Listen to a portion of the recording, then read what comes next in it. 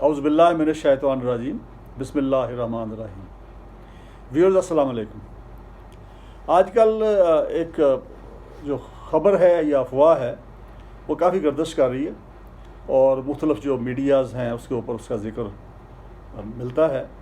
वो ये है कि सरकारी जो मुलाजमीन हैं उनकी जो सालाना इंक्रीमेंट होती थी वो जो है या तो ख़त्म की जा रही है या फिर वो उनकी बेसिक सैलरी में डालने के बजाय उनको एक अलाउंस जो है उसके अंदर वो डाल दी जाए ताकि उनका जो पेंशन है उसके ऊपर उनको उसका बेनिफिट ना मिल सके और उनको जो ग्रेजुटी मिलती है रिटायरमेंट के टाइम पे वो ना मिल सके। इसके साथ साथ एक ख़बर ये भी चाह रही है जी पेंशन ख़त्म की जा रही है। पेंशन पे जाएंगे उनके बारे में ज़िक्र है, लेकिन साथ साथ इसके जो मौजूदा पेंशनर हजरात हैं जो रिटायर हो चुके हैं ऑलरेडी, उनके अंदर ये बड़ी एक मायूसी और परेशानी जो है वो फैल रही है और इसमें कई हमारे जानने वाले हैं जो उन्होंने इसका जिक्र भी किया है। तो मैंने सोचा इसके ऊपर थोड़ी बात कर ली जाए। सरकारी मुलाजमत जो है इसके बारे में जनरल जो इम्प्रेशन हमारे यहाँ ये लिया जाता है कि जी ये करप्ट लोग होते हैं, हालांकि ऐसा नहीं है। मैं आपको हकीकत बताता हूँ। मैं चूँकि वकील हूँ तो मेरा वास्ता चूँकि हर के साथ पड़ता है, पुलिस के साथ पड़ता है, मुझे मेरा मजिस्ट्रेसी के साथ पड़ता है, मेरा जनाब ये तहसीलदारों से भी वास्ता पड़ता है, मेरा वास्ता जो है टैक्स के जो लोग हैं उनके साथ भी पड़ता है। तो हर तरह के डिपार्टमेंट जो हैं प्रोविंशियल हो या फेडरल गवर्नमेंट के हों उनके साथ रब्ता होता है। हमारे पास क्लाइंट्स हैं, आते हैं, उनके केसेस होते हैं, समटाइम सर्विस मैटर्स होते हैं उनके, वो लेके आते हैं। मैं आपको हकीकत बताऊं कि वाज़े मेजॉरिटी जो है सरकारी मुलाजमन के वो करप्ट नहीं होते हैं। करप्ट बहुत थोड़े लोग होते हैं, लेकिन वो नुमायाँ हो जाते हैं ना। कोई जिसके साथ बैड एक्सपीरियंस हुआ है, जिसको रिश्वत देनी पड़ी अपने काम के लिए, तो उसने कहना सारे करप्ट हैं। हालांकि सारे नहीं हैं। मैं आपको सच्ची बात बताता हूँ कि मैं ऐसे लोगों को जानता हूँ जो अपने रोज़मर्रा के अखराजात को पूरा करने के लिए पता नहीं क्या कुछ जतन करते हैं मेहनत के ज़रिए से। मैं ऐसे पुलिस अफसरों को जानता हूँ जो पढ़ाते रहे, साथ साथ नौकरी के साथ साथ अपने जो एक्स्ट्रा एक्सपेंसेस है उसको मीट करने के लिए वो साथ पढ़ाते रहे, मतलब यूनिवर्सिटीज़ में, कॉलेजेस में, शाम की क्लासेस को जाके। इसी तरह मैंने ऐसे लोग देखे जो कि आप कह लें कि पाकिस्तान से चले जाते थे, वो छुट्टी लेके साल की 2 साल के लिए अमेरिका चले जाना और वहाँ जाके उन्होंने मेहनत मशक्क़त करनी और वहाँ पे से अर्निंग करके वापस आना और आके उससे फिर उन्हें अपने कोई मकान बनाना है या कोई जायज़ ज़रूरत है उसको पूरा करना है।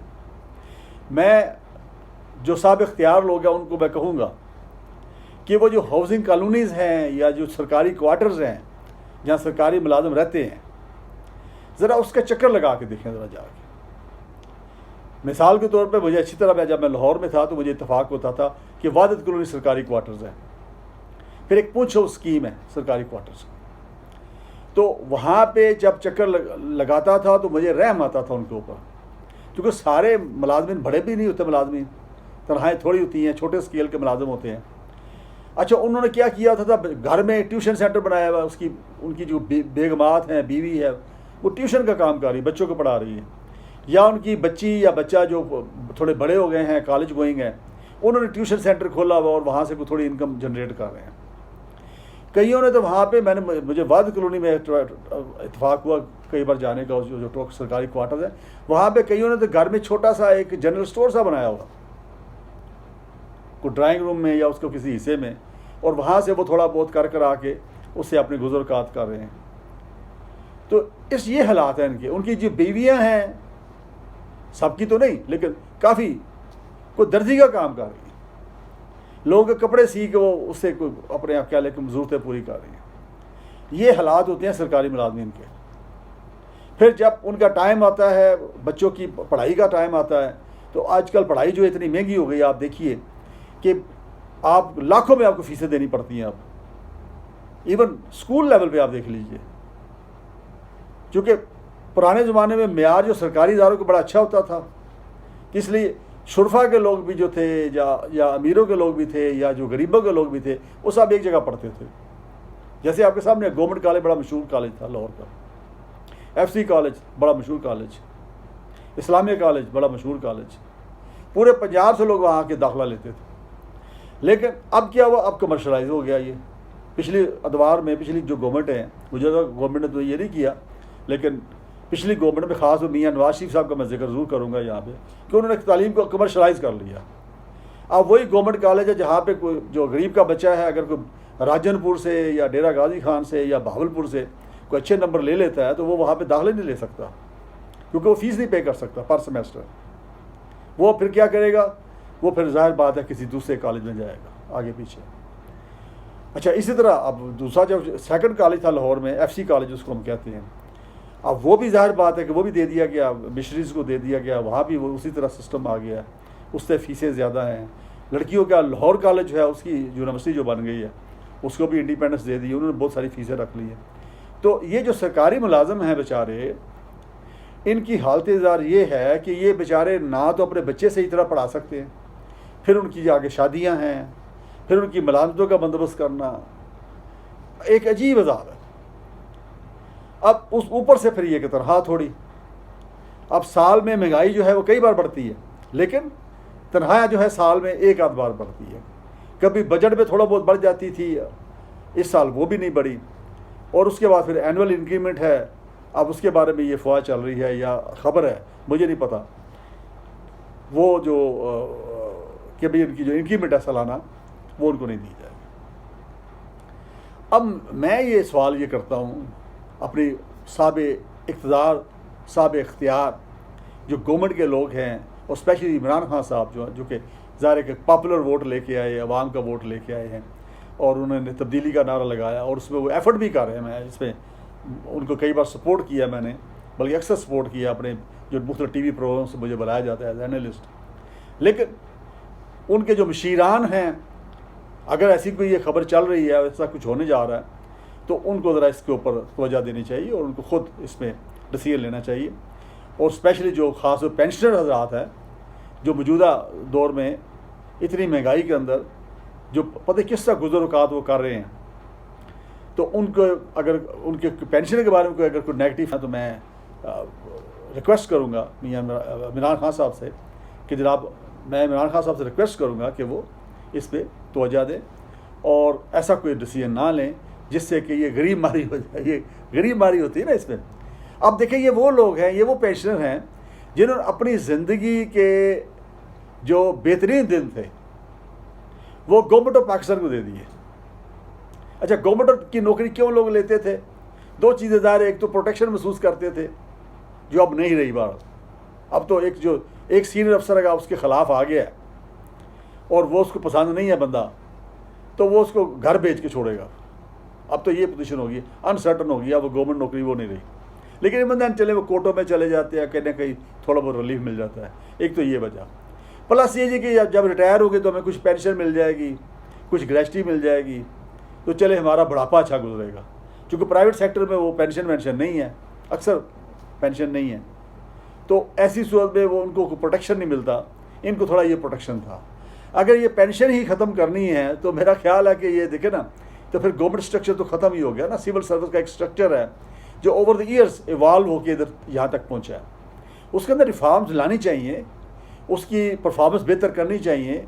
उसमें अगर आप कह लें कि मैन पावर ज़्यादा है, उसके अंदर अगर उसका जो आप कह लें कि उसके जो कह लें कि एम्प्लॉइज़ ज़्यादा हैं अगर, तो उसको रिव्यू करने की ज़रूरत है।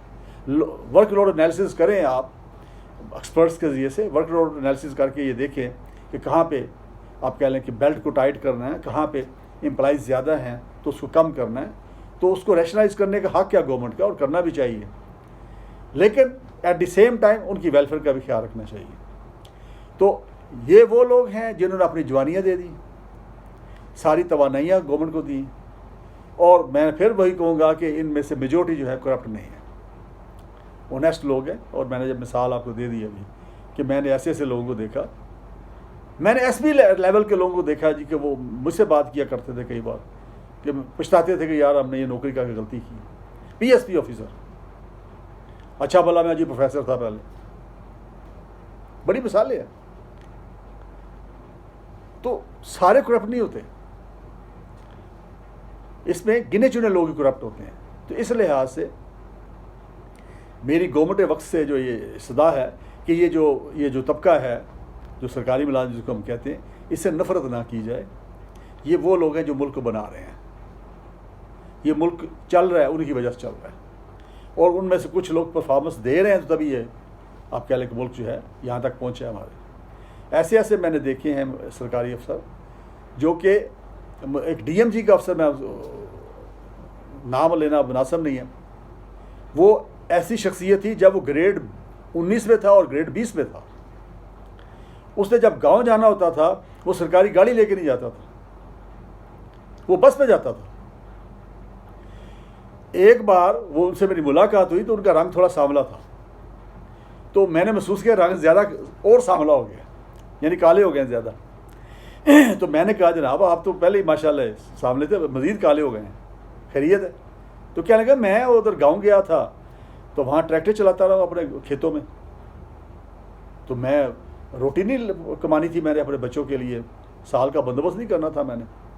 तो वो साहब जो हैं DMG के, जिसको आजकल PAS कहते हैं, उसके ग्रेड 20 के अफसर थे, और ग्रेड 20 का अफसर जो होता है वो कमिश्नर होता है एक डिवीजन का, इतना अख्तियार होता है, और सूबाई लेवल पर सूबाई सेक्रेटरी भी होता है वो।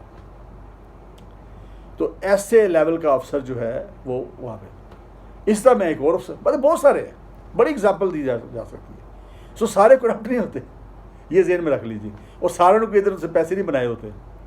तो हमें मेजोरिटी का ख्याल रखना चाहिए। मेजोरिटी जो है ऑनेस्ट है, लॉयल टू दी नेशन है, लॉयल टू दी कंट्री हैं, लॉयल टू दी गवर्नमेंट भी होते हैं ये। इस तरह पुलिस अफसर हैं, अंडर प्रेशर आप देखिए कि एक पुलिस अफसर जो है, अगर उसकी हम परफॉर्मेंस को देखें, उसका जो ड्यूटी आवर्स देखें, वो तो रात को भी बड़ी मुश्किल से सोता है मेरा ख्याल है। They don't have family life, I tell you. और वो सारा सेक्रीफाइस करके उसके बाद फिर जाके वो आप कह लें जब रिटायर होते हैं, तो रिटायरमेंट के बाद भी इनके हालात बड़े ख़राब हो जाते हैं बेचारों के। तो बच्चों को वो टाइम नहीं दे पाते, बच्चे सम टाइम बिगड़ भी जाते हैं उनके, और फिर उसके बाद अगर आगे से आपने पेंशन भी बंद कर देनी है तो क्या करेंगे, किधर जाएंगे? फिर ऐसी नौबत ना कहीं आ जाए कि जो सरकारी मुलाजमीन हैं वो सरकारी नौकरी करनी छोड़ दें, लोग अप्लाई करना छोड़ दें। और मैं आपको बताऊं कि इवन CSS में अब उस हिसाब से उतने लोग जो हैं जो इंटरेस्टेड है वो उसमें नहीं जाते, लोग ऑप्ट करते हैं, वो कहते हैं चलो चार्टर्ड अकाउंटेंट बनते हैं, सारी ज़िंदगी अच्छी गुजरेगी, सैलरी मुनासिब होगी, गुजारा अच्छा होगा, रिटायरमेंट तक वो कुछ ना कुछ बना लेंगे, ठीक है। इसी तरह कोई इंजीनियर बन जाता है और उसको अगर अच्छा जॉब मिल जाए, ऑल्दो उसकी इंजीनियर बनने के बाद भी बड़ा टफ है उनके लिए, डॉक्टर्स का भी यही पोजीशन है। तो वो आजकल के बच्चे जो है जनरली जो है मैंने देखा है, जब किसी से राय लें तो बहुत कम कहते हैं जी मैं CSP बनता हूँ या CSS करता हूँ या PCS अफसर बनता हूँ। तो ये ना हो कि फिर सिविल सर्विस में जो अच्छे लोग हैं, जो काबिल लोग हैं, वो आना छोड़ दें, और फिर वहाँ पे आप कह लें कि कैसे रजाल आ जाए कॉम्पिटेंट लोगों का, लायक लोगों का, नलायक लोग वहाँ पे आ जाएं सारे, और फिर आप अंदाज़ा कर सकते हैं कि वो कैसे चलाएंगे नज़्म व नस्क़ का। तो इस लिहाज से फिर कई किस्म के वो प्रेशर बियर कर रहे होते हैं। अब एक डिप्टी कमिश्नर जो है जब ज़िले में लगता है तो आप क्या समझते हो, इन्जॉय कर रहा था? आम लोग समझते वो इन्जॉय कर रहा है, वो सैर सपाटा कर रहा है जनाब, गाड़ी है उसके नीचे जनाब, दुनिया आगे पीछे।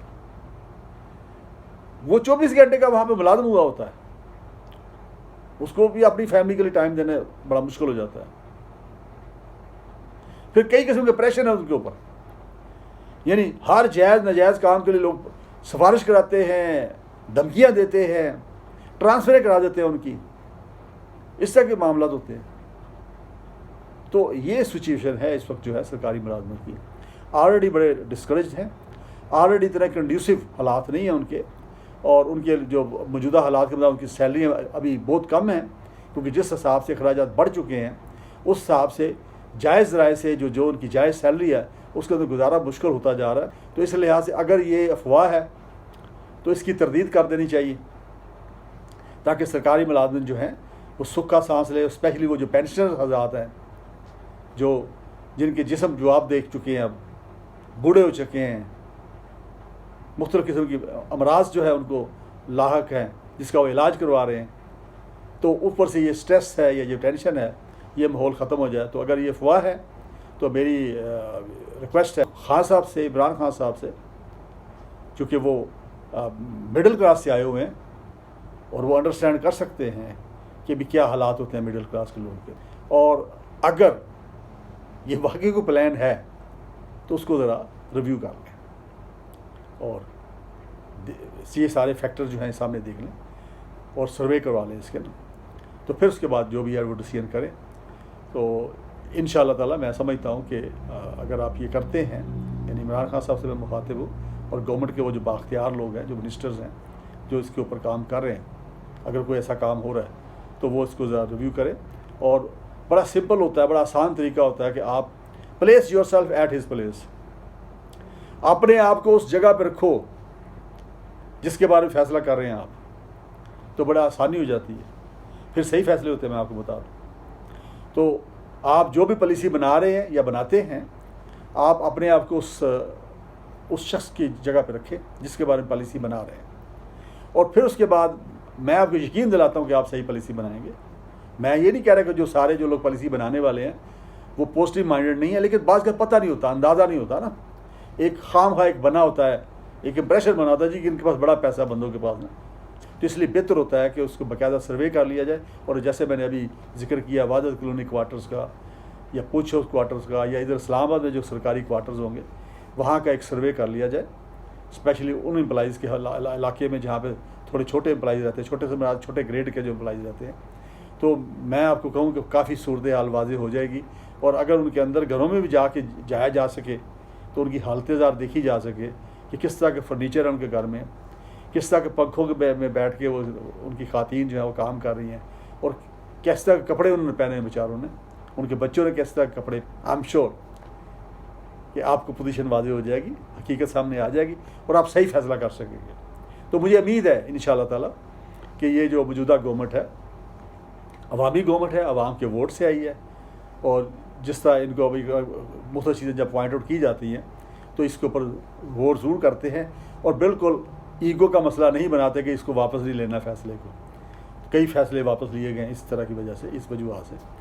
तो चूँकि मैं तो मुख्तलिफ चैनल्स पे आता रहता हूँ, हम वहाँ पे कई मामलों पे जब बात करते हैं, मुस्बत तनकीद करते हैं, तो फिर उसके बाद उसके ऊपर हमने उसका ऊपर अमल होता भी देखा है। तो मुझे उम्मीद है कि इस मामले के ऊपर भी इंशाअल्लाह ताला जो अमल होता हुआ नज़र आएगा और मुस्बत फ़ैसले होंगे, in the interest of people of Pakistan होंगे, in the interest of nation of Pakistan होंगे। तो बस यही मैं बातें करना चाह रहा था। बहुत शुक्रिया, फिर मुलाकात होगी, अपनी दुआ में याद रखिए। अस्सलाम वालेकुम।